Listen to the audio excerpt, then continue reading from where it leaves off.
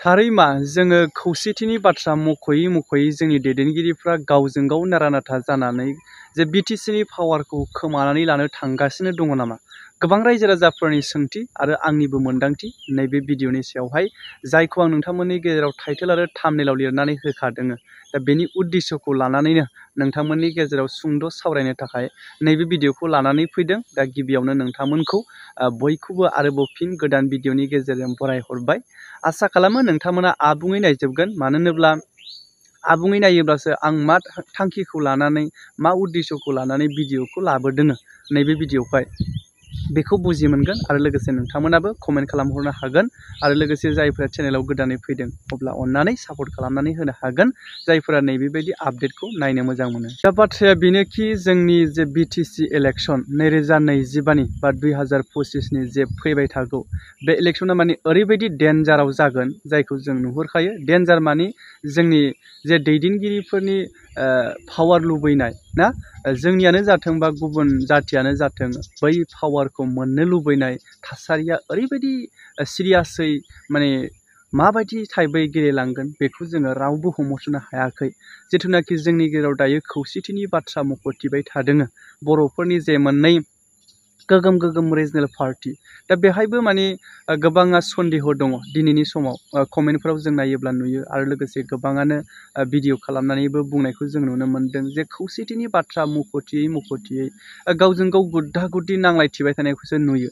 अब्ला नैबे समावहाय रायजो राजाफोरा जिबायदि आसा खालामनाय जे दैदेनगिरिफोरनि खुगानिफ्रायनो ओंखारनाय खौसेथिनि बाथ्रा, बे खौसेथिनि बाथ्राखौ माबोरै फोथायगोन, माबोरै जागोन, नैबे बाथ्राया गोबां गिदिर सोंथि जानानै दङ दिनैनि समाव बर' रायजो राजाफोरनि गोसोआव।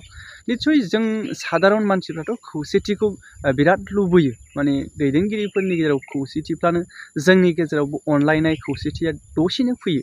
नैबेबायदि बाथ्राखौ जोंनि गेजेराव गोबां साननाय दङ। दा बुंनो थाङोब्ला जोंनि जे बर'फोरनि भट, बे भटआ गोबां गावस्रा जानो थांगासिनो दङ। हमनानै ला BPFआबो मोनसे मैखोम पलिटिकेल रिजनेल पार्टि, UPPLआबो मोनसे गोगोम पार्टि आरो लोगोसे आजिखालि गोबां BJP खालामनाय जोंनि बर'फोर दङसै।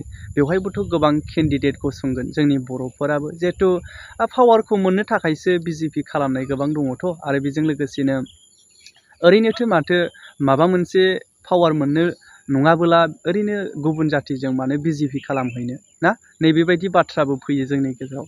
आरो थाबाय ओरैहाय जोंहा कंग्रेस थाबावबाय आरो गोबां माखासे बेबायदिनो फैबाय थानाय समाव जोंनि जेनाखि इउनाइटेड फराम अफ एक्स-एन-डि बिथांमोननिफ्रायबो जे गावसिनि जे मोनथाय सुक्तिनि गेजेरजों जे मोननांगौ माखासे मोनथायफोरखौ मोनजोबनांगौनि थाखाय, मोनफुंजोबैनि थाखाय जे सल्भ बा समाधान जायो, बिनि थाखाय बिथांमोनाबो दिनैनि समाव गावसोरनि साननाय बायदि जाफुङैनि थाखाय 100% 2025नि जे बिटिसि इलेक्सन बेवहाय बाहागो लागोन बे बाथ्राखौ बुंथिबाय थानायखौ जोङो खोनाबाय थादों आरो बियो सियरबो बिथांमोना फोरमायथिनानै होखादों। नाथाय सोरजों गोरोबगोन बा सोरखौ सापर्ट होगोन बेवहाय बिथांमोना दायो रोखा बुंथियाखै, अब्लाबो बिथांमोना गावसोरनिफ्राय जे केन्डिडेट फसंथिगोन बेखौ फोरमायथिदों।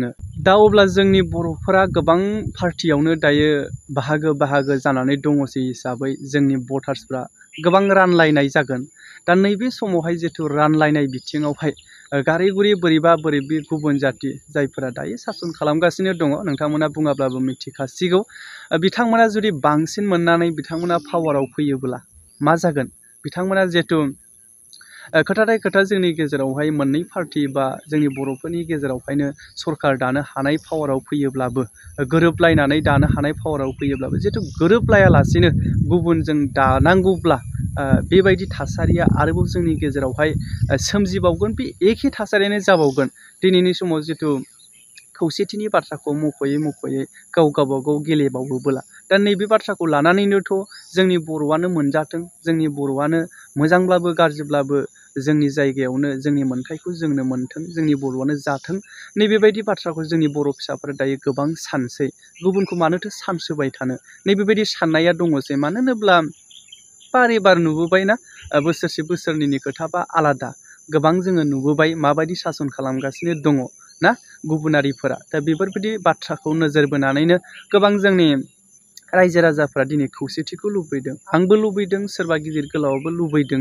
नाथाय बेसे खौसेथिनि बाथ्राया सैथो, नैबेसो मोनसे गिदिर बाथ्रा जानानै फैदों। दा ससेब्लाबो नोंथांमोननि गेजेरावहाय आपडेट होफैदों। आंनि बुंनायनि बाथ्राफोराव माबाफोर गोरोन्थि जादोंब्ला क्षमा खालाम, बा कमेन्टनि गेजेरजों बुंहर, आंबो एक्सेप्ट खालामनानै लागोन। नोंथांमोननि जे गोरोन्थि नुनायखौ आङो सिमान लागोन। दा सुंद' आपडेट रायजोफोर बेसेखिनि।